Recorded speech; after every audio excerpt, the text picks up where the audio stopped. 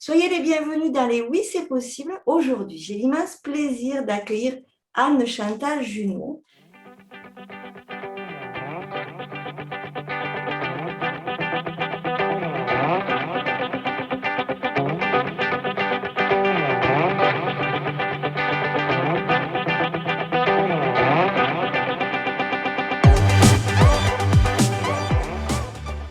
Soyez les bienvenus dans les Oui, c'est possible, où je vais à la rencontre de personnes connues, inconnues, des êtres humains, qui ont osé créer leurs rêves, osé être eux-mêmes, transformer tout ce que leur propose leur vie pour eux-mêmes et surfer sur la vague. Avant de vous présenter ma belle et divine invitée, je me présente. Je suis Céline Boiteux, je suis accompagnatrice, femme de soins, coach, et je vous accompagne à prendre soin de la santé de votre vie pour rendre plus heureux, vivre et oser surfer vous aussi sur la vague de votre vie, être votre priorité. Aujourd'hui, j'ai l'immense plaisir d'accueillir Anne-Chantal Junot. De tout temps, dit-elle, elle a été passionnée à utiliser ses connaissances et ses compétences pour accompagner les personnes dans leur évolution. Après avoir mis sa passion au service des enfants et des enseignants dans différents postes de l'enseignement obligatoire en 2016, elle choisit de quitter une structure qui ne lui convenait plus pour devenir solo-entrepreneur, formée à plusieurs approches aussi, entre autres la relation de soi. Elle choisit de soutenir les personnes qui désirent mettre en place des changements dans leur vie pro, perso ou les deux. Elle va nous expliquer comment elle est passée d'un à l'autre et aussi quel est son oui, c'est possible. Bonjour Anne-Chantal, bonjour la Suisse. Bonjour Céline, merci beaucoup de m'accueillir dans les Oui, c'est possible, ça me fait très plaisir. Tout le plaisir est partagé, surtout que tu as un profil aussi, on va dire, atypique, puisque tu t'es quand même dans l'enseignement obligatoire, comme vous dites en Suisse, où je sais Ouais. que tu as eu plusieurs casquettes, où tu as vraiment amené tes compétences. Et là, aujourd'hui, c'est quoi ton oui, c'est possible? Explique-nous un petit peu qu'est-ce que tu étais, comment tu étais avant, à la fin, qu'est-ce qui t'a poussé à changer et qu'est-ce que tu fais maintenant? Et après, on y va. Eh bien, c'est une longue histoire en fait, Alors, parce que je crois que c'est une histoire qui a commencé il y a plus de 30 ans. C'est-à-dire que moi, j'ai eu un début de vie d'adulte un peu le schéma traditionnel, c'est-à-dire tu fais des études, tu as un métier, tu te maries, tu as des enfants, tu achètes une maison, tu ajoutes une piscine si tout va bien, etc. le poisson rouge aussi, des fois. Alors non, pas le poisson rouge, mais deux chats quand même à la longue. Et donc voilà, c'est un peu cette course à l'extérieur pour remplir l'intérieur, je dirais. Et j'avais sur le papier tout ce qu'on peut avoir pour dire qu'on a une vie réussie, c'est-à-dire un mari aimant, soutenant, aucun souci financier, trois enfants vraiment qui se développaient normalement, qui n'avaient pas de difficultés, enfin voilà, un beau lieu de vie. Et en même temps, il y avait toujours ce petit truc à l'intérieur une insatisfaction, que j'étais pas pleinement heureuse en fait. Et puis, euh, donc j'ai fait plein d'essais de l'extérieur. J'avais arrêté de travailler à cause des circonstances, hein, en sachant qu'en Suisse, on a différentes langues nationales. Et à un moment donné, quand j'étais enceinte du deuxième enfant, on est parti en Suisse allemande. Donc, mon métier d'enseignante, je ne pouvais plus pratiquer parce que je ne maîtrise pas suffisamment l'allemand. Et à l'époque, en plus, nos papiers étaient cantonaux, comme chez vous, si tu pouvais enseigner que dans un département, tu vois. Enfin voilà, et donc après je suis revenue à j'ai recommencé de travailler. Enfin voilà, j'ai essayé deux, trois choses pour finalement, je dirais que j'ai découvert le travail sur soi par le biais de mon travail d'enseignante, parce qu'on a une collègue qui nous a proposé de se former en kinésiologie éducative. Et, euh, et on est tombé sur un formateur très, je dirais, passionné par les émotions.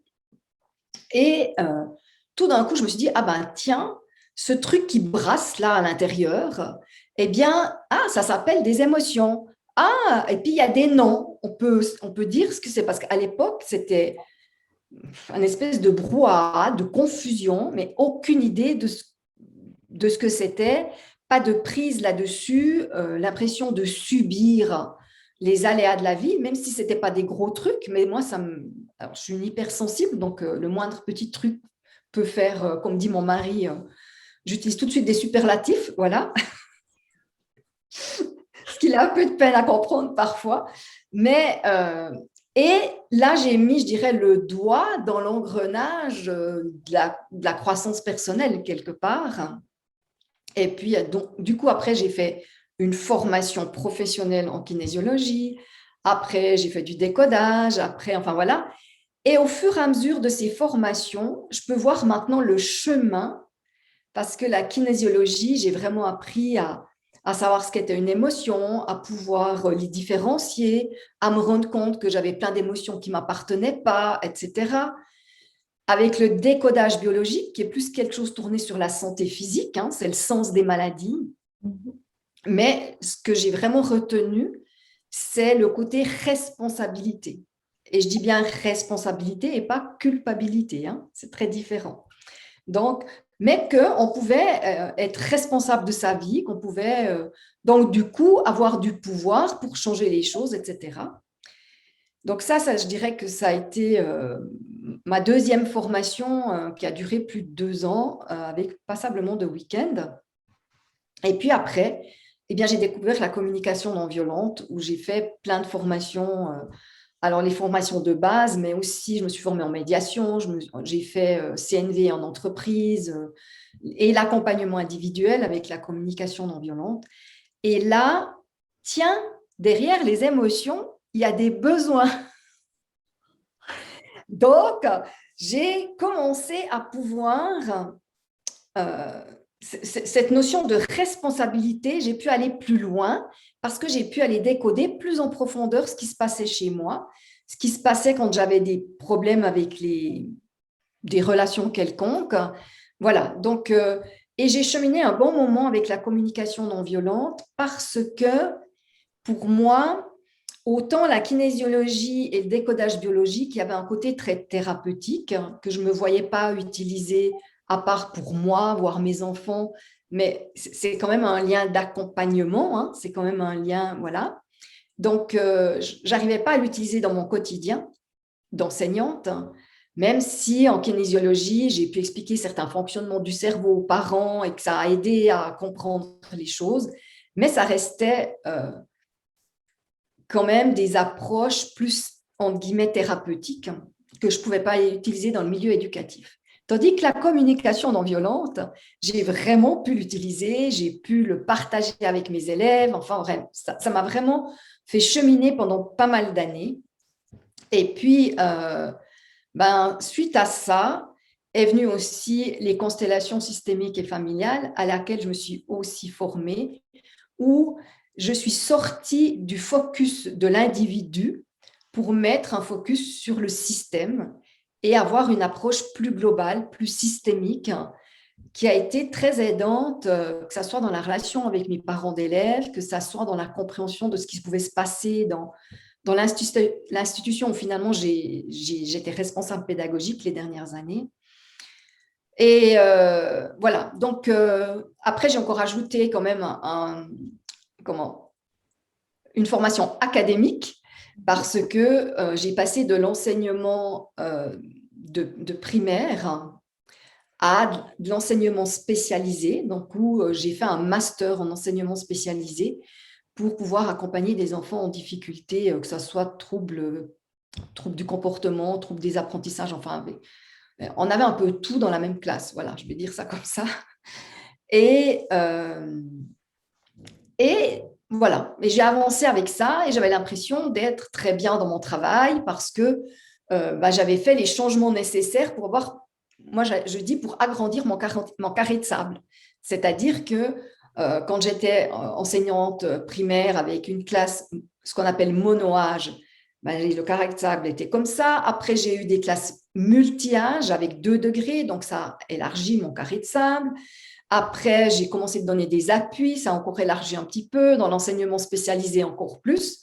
Donc, je me disais que j'avais cette fois trouvé vraiment ce qu'il me fallait. Mais, Et, et, et ma foi, ben non. ben non.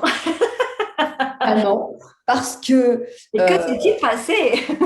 parce que ce carré de sable, même s'il avait été agrandi, il est encore trop petit pour moi. Et je crois que la consistance du sable ne me convenait pas vraiment.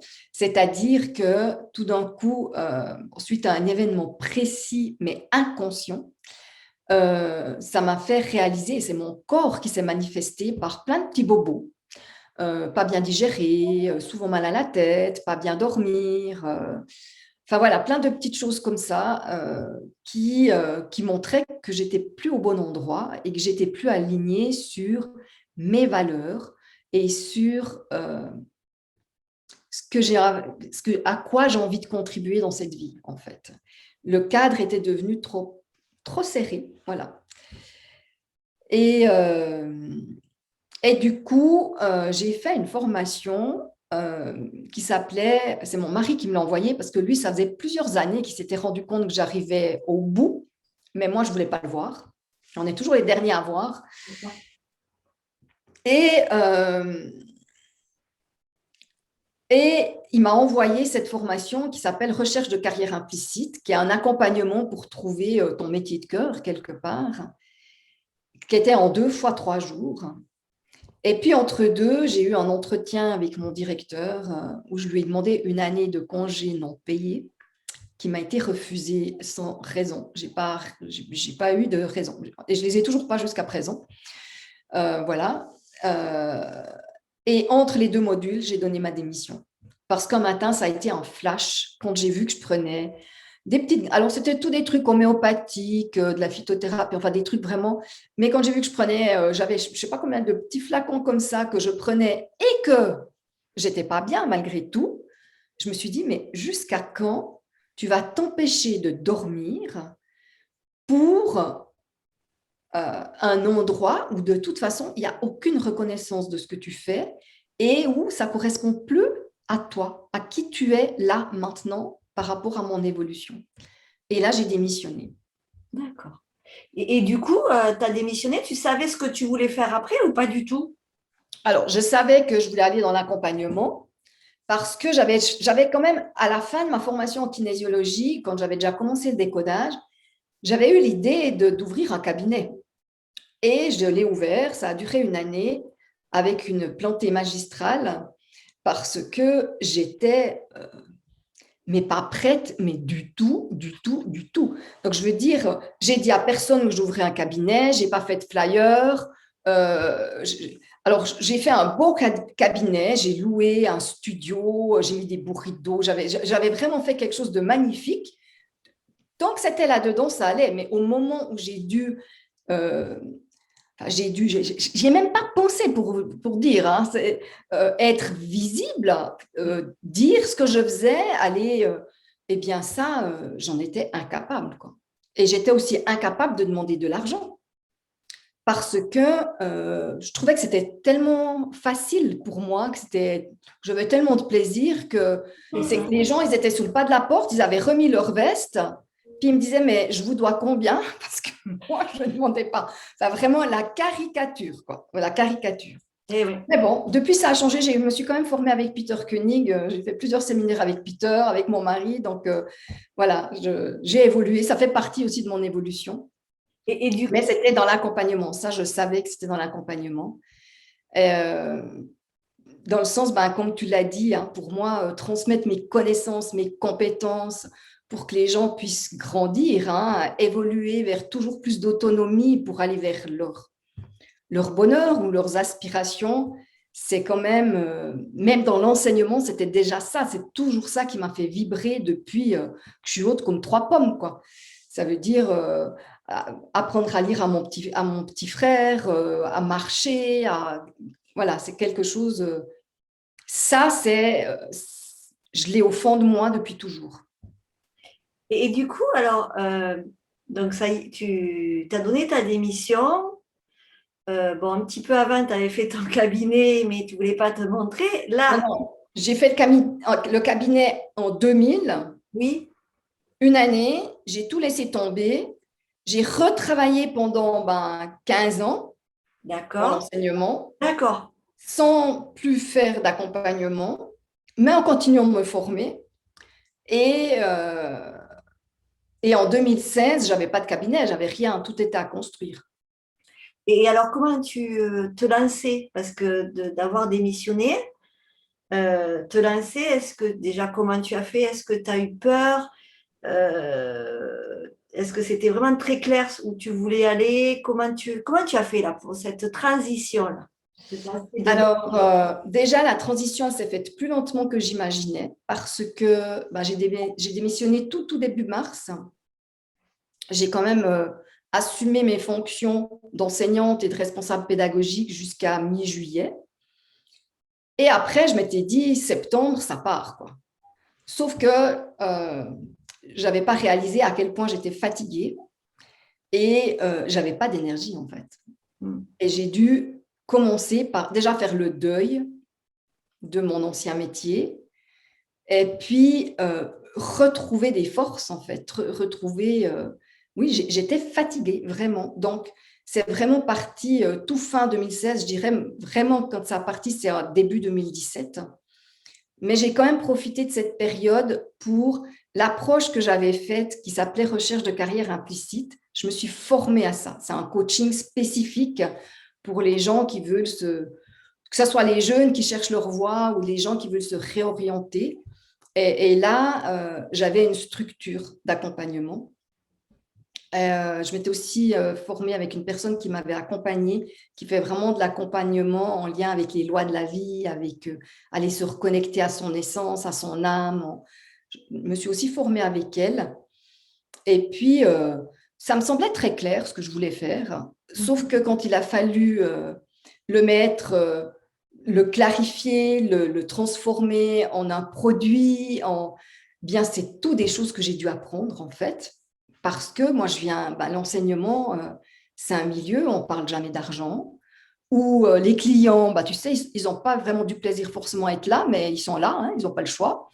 Et vraiment tout cet apprentissage de gestionnaire, moi j'appelle ça de gestionnaire, hein, c'est-à-dire savoir faire une offre, fixer des prix, faire des vidéos, enfin tout ça, ça a été que j'ai appris sur le tas. Alors, heureusement que j'ai un mari qui est déjà entrepreneur, donc je pouvais lui demander des conseils et tout, mais j'ai vraiment dû développer ces compétences-là en autodidacte un peu, je dirais. C'est exactement ça. Et du coup, comme tu avais quand même ce volume d'enseignement à apprendre, pour le coup, là, c'était, on inversait les rôles, si j'ose dire. Tu as eu peur? Est-ce que tu as eu peur de te dire, est-ce que tu t'es dit, mais c'est trop, je ne vais pas y arriver, est-ce que je vais trouver des gens, des personnes pour accompagner, et comment je vais m'en sortir? Bon, tu avais l'appui de ton époux, mais bon, en même temps, on est seul aussi à, voilà, à poser des offres, les vidéos, etc. Écoute, alors oui, j'ai traversé des peurs, bien sûr, euh, des moments de désespoir, hein, quand tu veux monter mes premières vidéos avec des poèmes, mais de la musique, plus le texte, plus des images. Et moi, j'étais pas, comment dire ça? Je suis pas une fanatique d'informatique en fait, hein, donc je ne m'étais jamais tellement intéressée à ça. Dans toutes mes classes, j'avais toujours une collègue qui faisait les petits montages pour les élèves et tout. Donc voilà, donc je savais utiliser un ordinateur, mais ça n'allait pas beaucoup plus loin que ça. Donc il y a eu des moments ouais, où et j'ai de la peine à lâcher quand je veux faire quelque chose. Donc je me suis retrouvée des fois à 2 heures du matin à réessayer de mettre de la musique. Voilà. Et puis, sinon, enfin, moi, dans mon tempérament, j'aime les défis. D'accord. C'est quelque chose, et je crois que j'ai besoin de défis. Donc, le, le, le train-train, de faire toujours la même chose, ça ne me va pas. Donc ça me convenait d'être dans ces défis. Euh, et par exemple, pour les Facebook Live, ça me faisait très peur. Et un jour, j'ai dit, je vais annoncer que je vais faire un mois un Facebook Live tous les jours. Puis je verrai bien ce que je dis. Euh, puis on verra. Puis voilà, j'ai commencé comme ça. Donc voilà, oui, tu as un Facebook Live, on mettra tous les liens sur ta page, tous les… Alors, normalement, c'est le mercredi à 12h12. Voilà. Et c'est le dimanche avec ton époux. Et le dimanche, c'est Je suis avec un mon peu perdu, mari. moi. Et puis le vendredi, il y a une vidéo de contenu, puis il y a des citations, et puis je mets aussi des entretiens. Donc, voilà. Qui s'appelle Ils ont osé. Alors, ça y est, tu t'es lancé, tu as osé.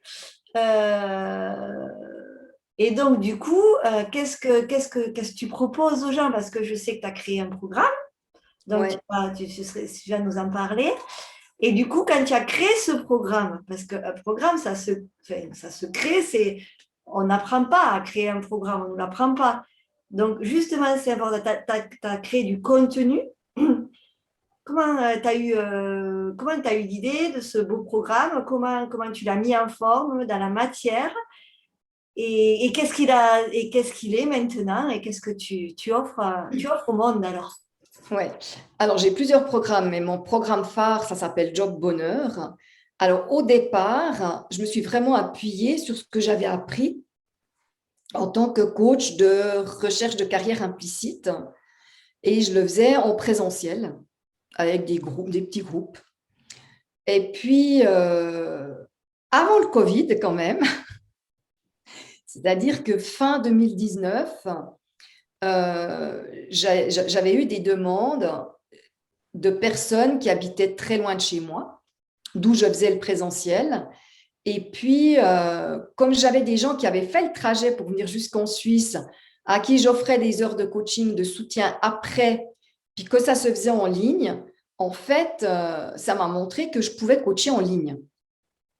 Parce qu'au départ, je me disais, non, mais ça, c'est pas possible. Hein. Ça, c'est pas possible. Il faut que tu aies la personne en face, que tu voies son corps, que, enfin voilà. Oui, je C'était connais, je connais. vraiment. Et je me suis rendu compte que c'était tout à fait possible de faire vraiment du travail de très bonne qualité en ligne. Donc, j'ai proposé ce produit, mais en accompagnement individuel en ligne. Et j'ai suivi comme ça, je ne sais pas, peut-être une quinzaine de personnes. Et puis, j'avais une frustration avec ça parce que une personne à la fois, ça fait un impact un peu réduit au bout de l'année, dans le sens où moi, mon souhait, enfin moi, je rêve que tout le monde puisse avoir un travail dans lequel il s'épanouit. C'est vraiment… et je me dis, mais plus notre société ira vers ça, plus les gens vont être heureux, moins on aura de problèmes sociétals, je dirais. Sociétaux, je pense, c'est des problèmes. Je ne sais pas. Et puis je me disais, et j'aime beaucoup le groupe, hein. Ça, c'est quand même quelque chose qui me reste de toute mon expérience d'enseignante. Donc, en septembre l'année passée, j'ai fait une promotion pour donner cet accompagnement en groupe, en modifiant certaines choses, c'est sûr, puisque ce n'est pas tout à fait quand même la même chose. Et maintenant, là, c'est la deuxième volée que j'ai. J'ai recommencé avec une volée parce que c'est quand même un accompagnement sur 3 mois où il y a une séance par semaine. Et après, il y a 6 mois d'accompagnement avec au moins une fois par mois une séance. Alors, quand c'est en groupe, c'est en Zoom, hein, en Oui. groupe. Et puis, quand c'est en individuel, c'est aussi en Zoom, mais tout seul. Et dans ces 6 mois, je reste à disposition pour des séances supplémentaires s'il y a des demandes, parce que les gens, au bout de 3 mois, ils arrivent à avoir leur projet avec les étapes pour le mettre en place.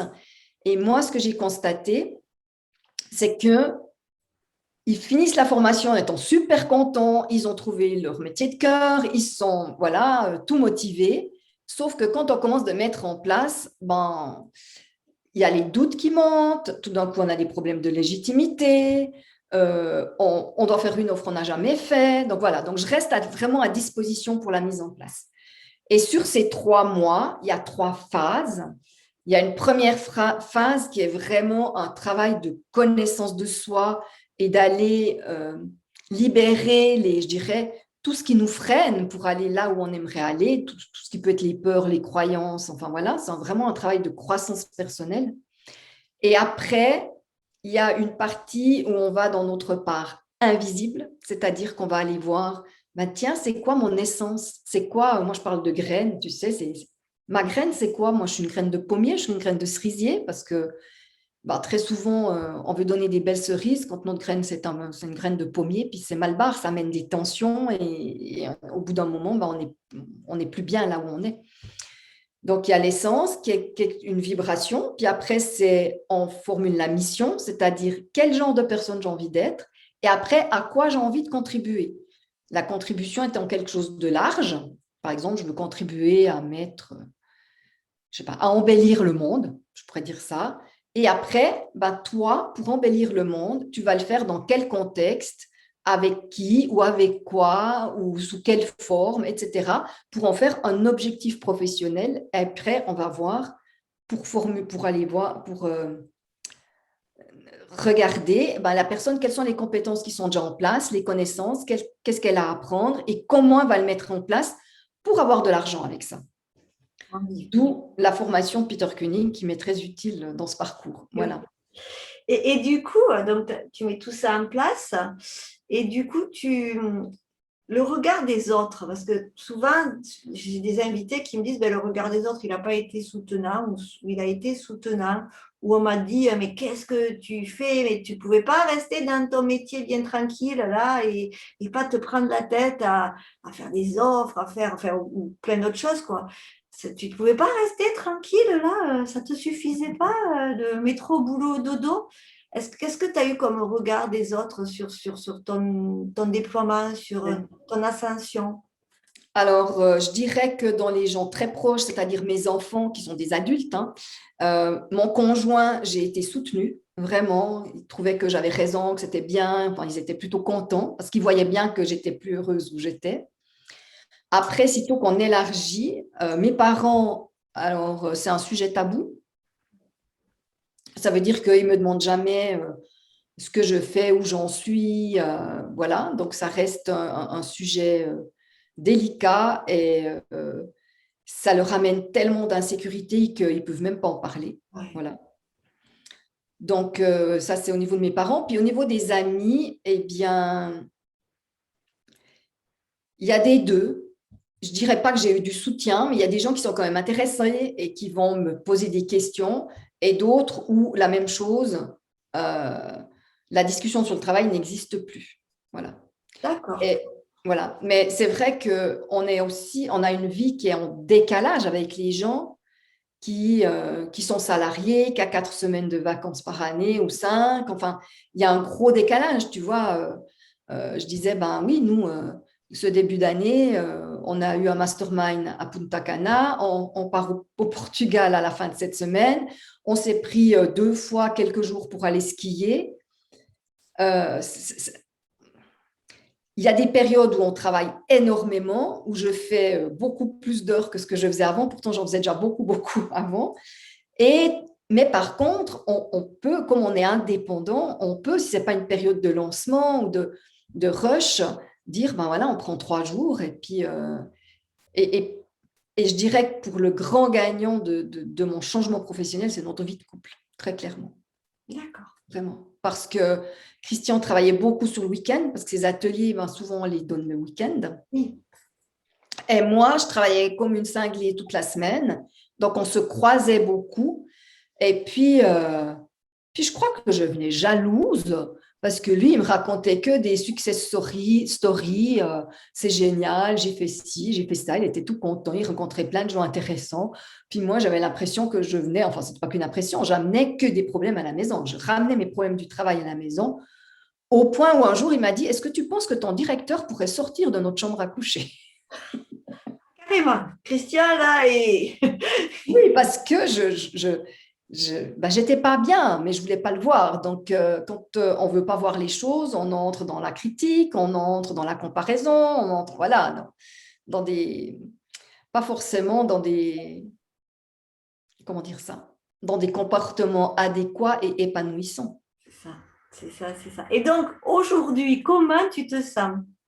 Comment tu te sens depuis quand on regarde un petit peu le passé, juste un petit peu se retourner et où tu en es Comment tu te sens d'avoir réalisé tes rêves, ton oui, c'est possible finalement, qui va s'étoffer, encore qui va grandir, qui va évoluer, bien évidemment, mais juste là, quand tu tournes la tête, comment tu te sens? Écoute, je suis super contente, super joyeuse, heureuse. Je- mais pas le moindre regret, mais vraiment aucun. C'est vraiment, je veux dire, j'ai une vie tellement plus. Alors, j'ai plus de liberté, plus d'espace, elle est plus riche en rencontres, en développement, je dirais, en évolution. Euh, c'est juste si j'ai un regret, le seul, ça pourrait être tiens, pourquoi tu ne l'as pas fait plus tôt, quoi. C'était pas le moment peut-être, sûrement. Pardon? C'était peut-être pas le moment. Non, c'était clairement pas le moment. Je pense, Christian a pris, lui, son indépendance 2009-2010. Et mon essai d'avant, pour moi, il n'avait pas été concluant. Et, euh, et tant qu'on avait des enfants aux études et tout ça, moi, je n'avais pas suffisamment de sécurité intérieure pour prendre ce risque-là. Ça, c'est intéressant que tu le dises en tant que femme, parce que moi, j'aime bien aussi, j'ai beaucoup de femmes que j'accompagne, et c'est vrai, elles le disent toutes, des fois, elles ont du mal à opérer une transformation parce qu'on dit ben, il y a les enfants à élever, il y a les études, enfin voilà, il y a tout ça. Et tant que les enfants ne sont pas indépendants, si j'ose dire, les femmes, souvent, elles n'y vont pas, quoi. Elles vont pas chercher leurs rêves. Et c'est ce que tu dis si bien par rapport à c'est leur sécurité intérieure et ô combien tu peux nous en parler aussi. Et, moi, j'ai envie de te dire pour finir, parce que c'est une interview très riche et en tant que femme, je trouve que moi, je me retrouve bien dans ce que tu dis, franchement. Je pense qu'il y en a qui se retrouveront aussi, quel que soit le domaine qu'elles aimeraient faire. Quel conseil tu pourrais donner, Anne-Chantal, alors, du coup, pour celles, pardon, Aux femmes, aux femmes, aux hommes, bon, à tout le monde, hein, de toute manière, qui n'osent pas aller vers leurs rêves, qui se disent peut-être comme toi, eh ben ouais, j'étais pas super bien, j'avais tout pour être heureuse, mais j'étais pas super bien, j'avais plus envie de faire ça. Qu'est-ce que tu pourrais leur donner comme conseil? moi, je dirais, mais foncez. Foncez. Tu sais, on parle des enfants. Oui, Et moi, ce que je leur dirais comme conseil, peut-être, c'est ça. C'est quel est l'exemple que vous voulez donner à vos enfants? Est-ce que c'est celui d'une femme qui se sacrifie ou d'un homme qui se sacrifie, qu'on ne peut plus pour qu'eux, ils puissent s'épanouir? Ou est-ce que c'est l'exemple d'une personne qui est allée vers ses rêves et qui a eu le courage de traverser les peurs, de traverser les aléas?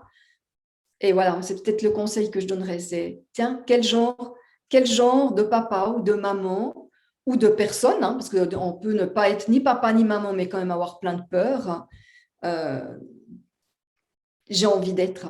Parce que quand même, les plus grands regrets des gens en fin de vie, c'est de ne pas avoir vécu la vie qu'ils souhaitaient avoir. Bronnie Ware. Ben, c'est magnifique. Alors, ben, chers auditeurs, ben, voilà, posez-vous cette question-là et allez-y, osez. Anne-Chantal, merci. Merci beaucoup de ce moment. On mettra tous tes liens dans les Céline. commentaires et avec le lien aussi de ton programme, d'un de tes programmes. Et nous, on se retrouve très bientôt. Ce mois de mai, j'enregistre beaucoup avec de beaux invités. Donc, à très, très vite pour un nouvel épisode des Oui, c'est possible. Merci Anne-Chantal. À bientôt. Merci beaucoup, Céline. Au revoir à tout le monde. À bientôt.